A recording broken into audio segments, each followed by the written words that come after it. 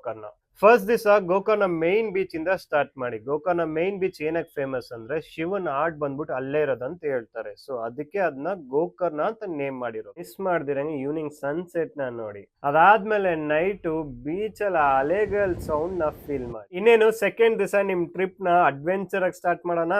ಗೋಕರ್ಣದಲ್ಲಿ ಟೋಟಲ್ ಆಗಿ 5 ಬೀಚ್ ಇದೆ. ಆ 5 ಬೀಚ್ ನಲ್ಲೂ ನೀವು ರೋಡ್ ಸೈಡ್ ವೇ ಅಲ್ಲೂ ಪ್ರಿಫರ್ ಮಾಡಬಹುದು, ಅಥವಾ ನಿಮ್ಗೆ ಅಡ್ವೆಂಚರ್ ಆಗಿ ಬೇಕು ಅಂದ್ರೆ ನೀವು 20 ಕಿಲೋಮೀಟರ್ಸ್ ಟ್ರಕ್ಕಿಂಗ್ ಮಾಡ್ಬೇಕು. ಆ 20 ಕಿಲೋಮೀಟರ್ಸ್ ನೀವು ಟ್ರಕ್ಕಿಂಗ್ ಮಾಡ್ಬೇಕಾದ್ರೆ ಬೀಚ್ ಪಕ್ಕದಲ್ಲೇ trekking, greenery view, adventure rock ಮೇಲೆ ನಡ್ಕೊಂಡು ಹೋಗ್ಬೇಕಾದ್ರೆ ಹೇಗಿರುತ್ತೆ ಹೇಳಿ ಫೀಲಿಂಗ್ಸ್.